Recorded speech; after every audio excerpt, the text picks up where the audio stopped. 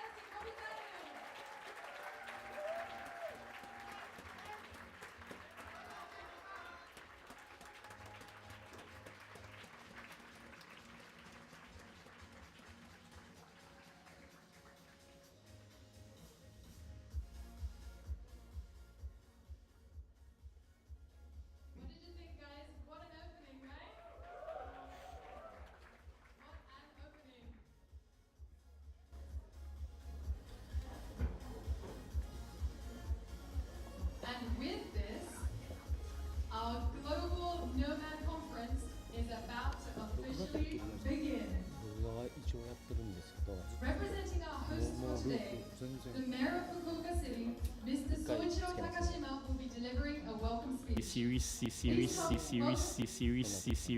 help me welcome him to the stage, Mr. Soichiro Takashima. それでは高橋市長、よろしくお願いいたします。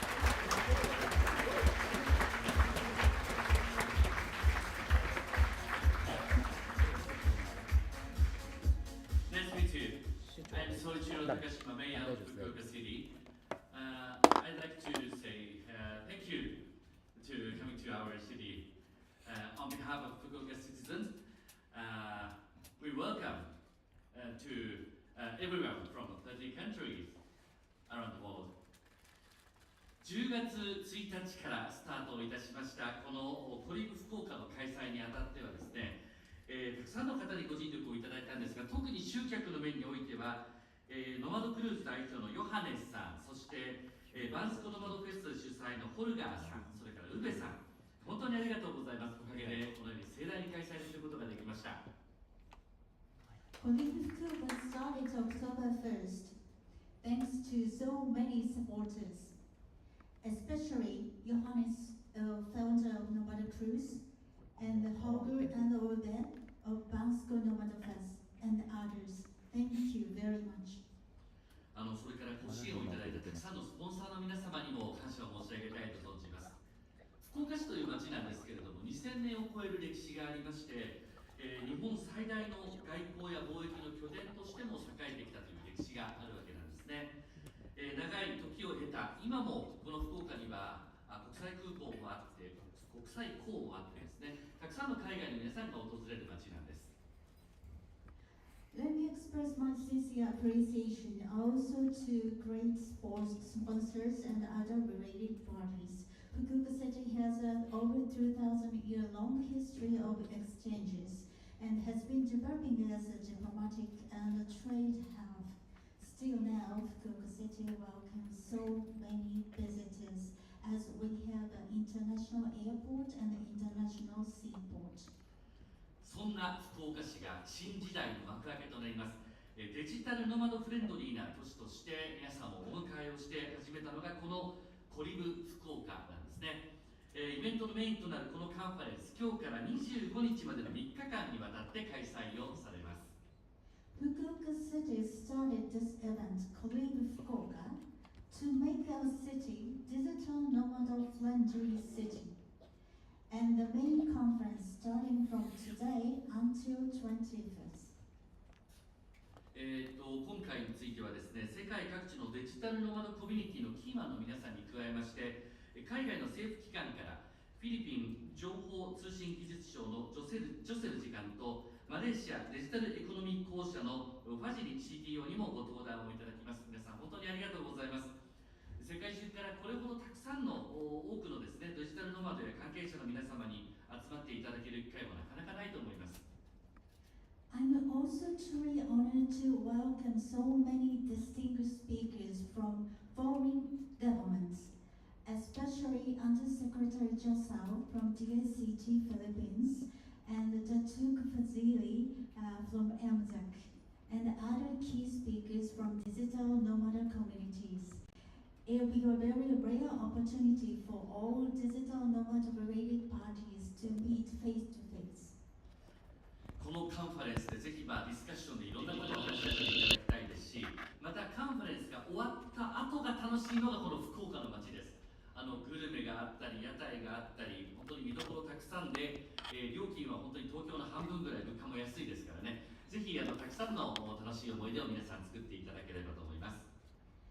I look forward to active exchanges and discussions at this conference. And also, please do not forget after conference activities.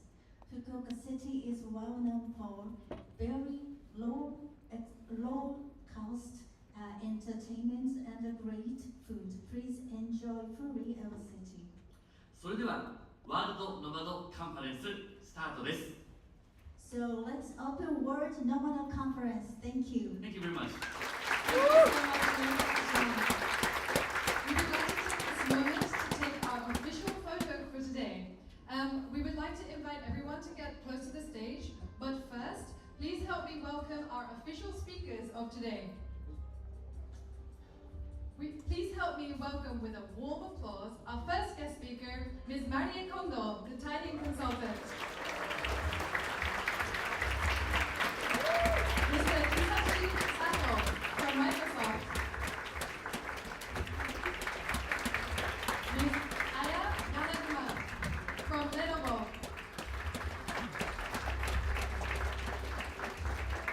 Mr. Justin Yu from A-Life Taiwan. Mr. Kalas Munis from Estonia Tourism Board.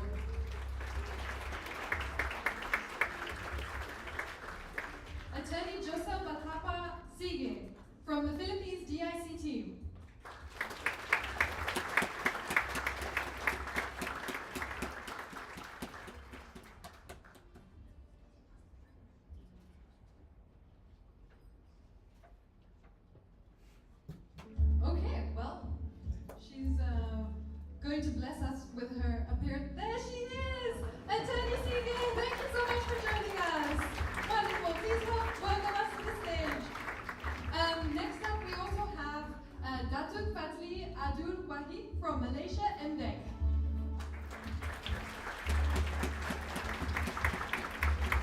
Mr. Hide Kawahara, Ramen Nomad from Fukuoka. Please join us on the stage. And finally, we have Mr. Yo Osera, the hosting team Yu-Gi-Oh!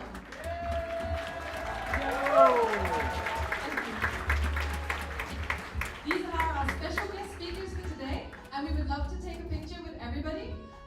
And that means everybody in this venue, so we invite you to join us closer to the stage. Please stand up and join us close to the stage as we take an official picture. The camera will be at the back of the stage, so please everyone get close to the stage. Please join us by the stage.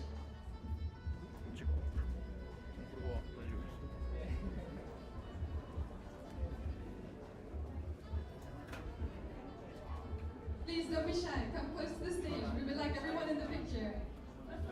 This is our official picture for this event. Please feel free to step on the white gravel, but please avoid the staples. Please get close. Please don't be shy, come close, especially from the sides. Please come in the middle. Don't be shy, we're all friends here.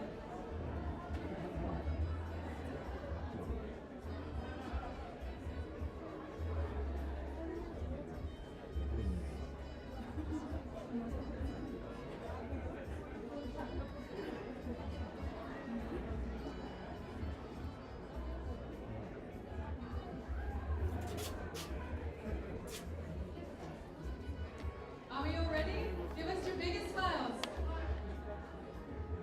3, 2, 1. One more time. 3, 2, 1. Cheese.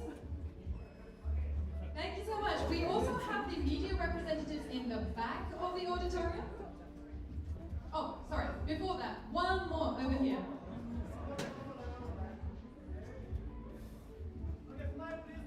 Smile, please. Cheese.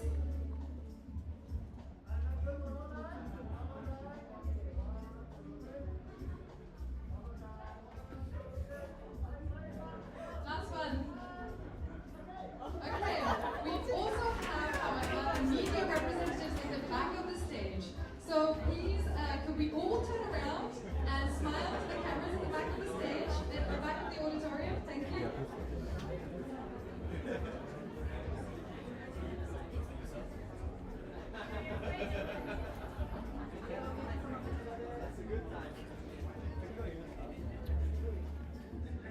Okay. 3, 2, 1, cheese. Great, thank you. Okay, let's say Fukuoka, yay! Okay, thank you very much. Thank you so much, everybody. Thank you so much.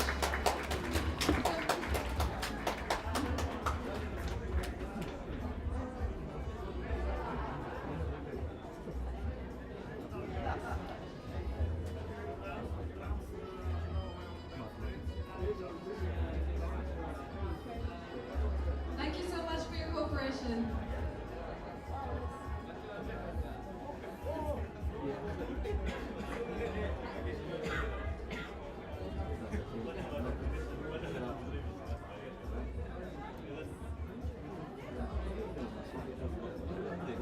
Thank you so much. Mayor Takashima will be taking his leave now due to official duties. So please, everyone, help me give him a big send-off with a round of applause.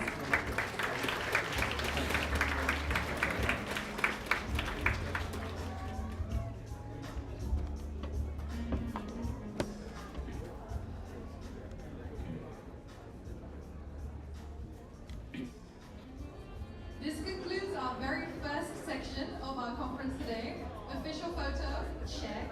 Thank you so much for your cooperation.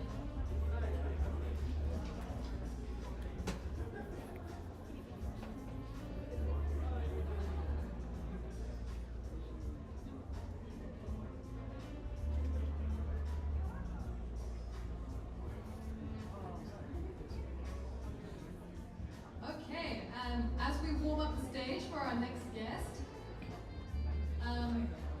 did you get a good shot of the mayor, do you think? the mayor? Okay, cool. It's very rare that we get to be such close proximity with the mayor of the city, so it's a very Fukuoka special thing. I'm personally very nervous to be up here with my socks, my Japanese socks. And check out this stage though. It is a stage for very traditional no performance. Who here's heard of no before? Okay, cool.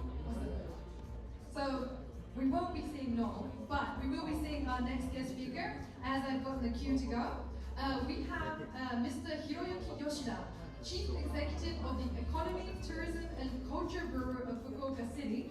He'll be introducing how Fukuoka City is in fact the ideal city for digital nomads. Please help welcome him to the stage with a round of applause. Yoshida,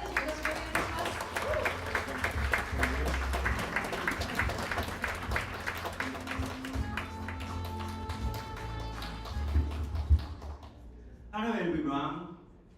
Hi, I'm Hiroyuki Yoshida, Chief Executive of Economy, Tourism and Culture Bureau of Fukuoka City. Thank you for coming. I'm glad to see you all. I'm also happy to see digital nomads as well. Welcome to Fukuoka. I'd like to introduce Fukuoka City to you all now. So, what kind of city is Fukuoka? First, have any of you come to Fukuoka before? No? Yes. Okay. Have any of you heard of Fukuoka? No? Yes? Okay. Alright, let's begin. Fukuoka City is an international port town that has served as Japan's gateway to Asia for over 2,000 years. In this time, we have enjoyed exchanges of people, goods, and culture. Fukuoka developed as a major trading center between Japan and other Asian countries. Throughout our contact with merchants from other countries, we have developed our own unique culture. Even today, Fukuoka is still a city of exchange. More than 90% of the population is involved in the service industry. Our city growth is driven by person-to-person exchanges and by visitors from Japan and abroad. Last year, we launched an event called Colive Fukuoka. This was an effort to let digital nomads know about and experience Fukuoka City. Today, Fukuoka City has a clear vision of becoming Asia's leading city. To do this, we wish to harmonize people, the environment, and urban vitality.